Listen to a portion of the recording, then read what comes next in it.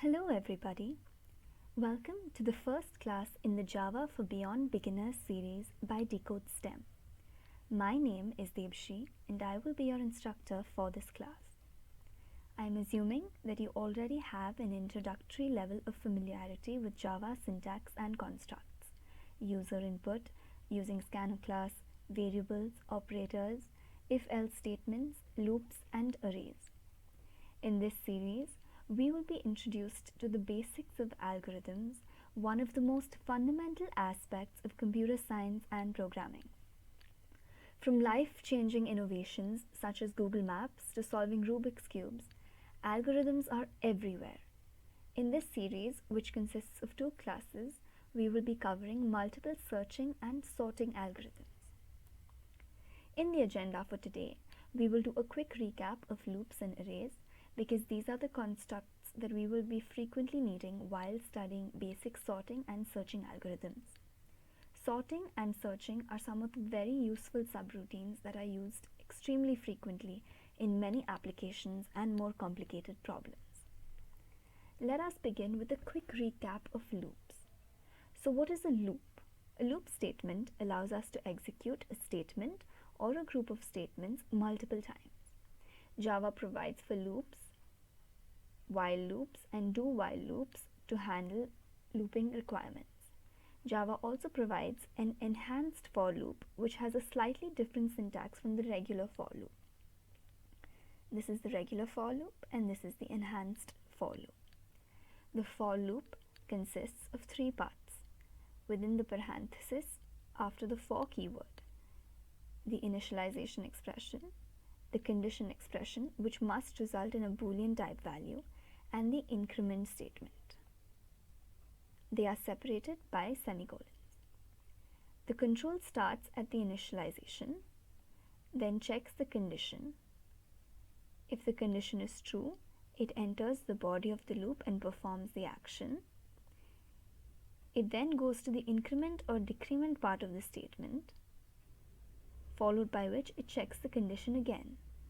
It continues to do so until this condition becomes false, or it encounters a jump statement such as break or continue in the body of the loop. Here is an example of a loop which loops through the numbers 1 to 10, checks each of them if they are divisible by 2, and then prints them, hence printing only the even numbers, as can be seen in the output, which shows 2, 4, 6, 8, and 10. The while loop contains just a conditional statement within the parenthesis and continues to execute the body as long as the condition is true. Here is an example of a while loop that starts at 5 and prints all the numbers less than or equal to 10. The do-while loop is similar to the while loop, except that it executes the body of the loop once first before checking the condition just after exiting the body. It then continues to re-execute the body as long as the condition is true. Here is a similar example which starts at 5 and prints all the numbers by incrementing one by one as long as it is less than or equal to 10. Let us take a quick glance at nested loops. When a loop is placed inside the body of another loop, it is called a nested loop. We can use nested loops to print interesting patterns such as this. In the first one, we enter the outer loop as long as I is 1 and less than equal to 5. Now we enter the second loop with j is equal to 1. We print j, which is 1. When j becomes 2, it is greater than I, which is currently 1. So it terminates this inner loop. Hence we exit the inner loop, print the empty line here. So the cursor will go to the next line here. And then we go back to the next iteration of this outer loop. Now I becomes 2. Now the inner loop executes twice for j equal to both 1 and 2, as now I is equal to 2. Similarly, this continues till I becomes 6 when the outer loop condition terminates because 6 is greater than 5. In this second example, the flow of control moves similarly, except we print I instead of j. Notice how I remains constant for each row, whereas j remains constant for each column. Data structures such as arrays are used to store data in a structured or ordered manner. Arrays in Java are stored in continuous blocks of memory like a line. That is, an array stores a list of similar data types in a linear order, indexed by numbers starting from 0. Here is an example of an array of string type and one of int type which stores integers.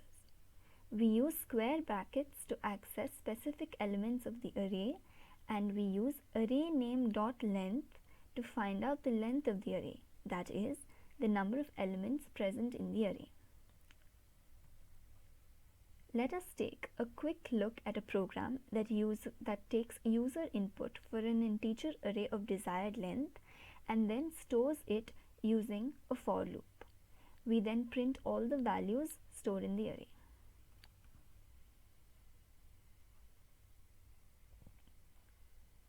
Let's quickly save and run this program. So first it asks me to enter the number of elements I want to fill my array, so I will enter 5. Now I must enter all the numbers one by one, so let's go with 4, 7, 6, 97 and 56. That is 5 elements. And it prints the completed array. Now that we've had a quick recap of loops and arrays, let us move on to algorithms, some of the most basic and important concepts used in computer science. In mathematics and computer science, an algorithm is a finite sequence of well-defined computer implementable instructions typically used to solve a class of problems or to perform a computation. Basically, an algorithm explains how to solve a problem. Let us consider a simple real-life problem. Suppose you are given a black colored box with 10 balls inside of different colors, and you are asked to find a red ball from it. You are allowed to pick out only one ball at a time, and you cannot see what is there inside the box. What will you do? The simplest approach is to pick out the balls one by one and check if they are red. If you find a red ball, you are done solving the problem. But if you keep picking the balls until you have pulled out all 10 balls without finding a red ball, you can say that there is no red ball in the box. Hence, you have solved the searching problem by confirming that the search was unsuccessful. Now let us consider the simple linear search, where we search a given array which may be sorted or unsorted for a specific item. A simple approach is to do a linear search. Start from the leftmost element of the array ARR and one by one compare X, the search item, with each element of ARR. If X matches with an element, return the index of the position where it was found or print that the search was successful. If X doesn't match with any of the elements, return -1 or print that the item X is not found in the array ARR. We use a flag variable, which is a Boolean type variable, initially with the value false. If the search is successful, we change its value to true. We can then use this information after the loop is terminated to print the message for an unsuccessful search. Let us quickly test out this program that we have written here. Here is the array that I have. We must enter what we want to search for. Let's search for 39. This should give us successful. The search was successful, and we can check that it is present at index 5.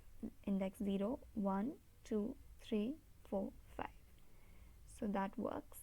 Let's test the program for an unsuccessful value. Let's enter something like 50. We can see 50 is not there in the array, so this should be unsuccessful, and clearly it's unsuccessful. We can see that if the array is very large, maybe it has millions of elements, and we want to search for an element that may not exist, we have to check all the million numbers present in the array, which consumes a lot of time. Is there a way to search for an element using a much faster method? Well, in general, if an array is unsorted, there isn't a better method. But what if the array is sorted in either increasing or decreasing order? Let us consider an array of integers sorted in increasing order. Let us try to see how to search for an element x. Let us consider this array of numbers 2, 5, 8, 12, 16, 23, 38, 56, 72 and 91 given in increasing order. Suppose we want to search for the element 23 in this array. The binary search algorithm says that in each iteration, let's consider the middle element of the array and check if it is equal to x, which is 23 in our case. If it is equal, we are done. But if it is not equal to 23, then it must be either less than or greater than 23. Suppose the middle element is less than 23. For example, in this case it is 16, which is less than 23. Now we know that since the array is sorted in increasing order, if 23 is present in the array, it must be present in the second half of the array. So now we no longer need to check any of the elements in the first half of the array. We have eliminated half of the total values that we had to check. We repeat the same procedure by treating the second half of the array as a new array. We find the middle element of this smaller array and compare it with 23. We see that 56 is greater than 23. So now we must search in the left half of this current array. So we find the middle element, which happens to be 23. Hence, our search is successful. If our array size keeps getting smaller and smaller and reduces to size 1, and that last element is not the element we are looking for, then our search is unsuccessful. Let us go over the code for binary search to understand the algorithm better.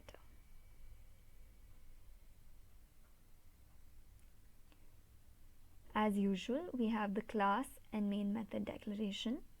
We have an integer array named ARR sorted in increasing order. The user can enter the number he or she wants to search using these few lines. We use two integer variables, L and R. When L becomes L and R, L is for the left index and R is for the right index.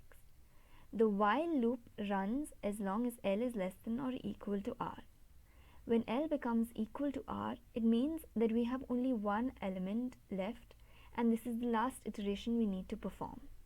For each iteration, we find the middle element called M by finding half of the length of the array which we are considering, which is R minus L divided by 2, and then we add this value to the L index so that we get the index of the middle value, which is now stored in the integer variable M. First, we compare the middle element, which is ARR of M, with the search element, which is X. If they are equal, we have found the element, so we change the value of the flag variable to true, similar to what we did in linear search. We no longer need to continue the loop, so we exit the loop using the break statement. If the value of ARR of M does not match X, we check if it is less than X. In case the middle value is less than X, it means we must only consider the right half of the array. So the left index must now be given the value M plus 1, while the right index R remains the same. If, however, the middle element is not less than X, it must be more than X. So now we must search for X in the left half of the array. So that means the right index must be changed to m-1, while the L index or the left index remains the same. This process continues until either it meets the successful element here or the while condition becomes false. Let us run the code with a few values. Let's try 23.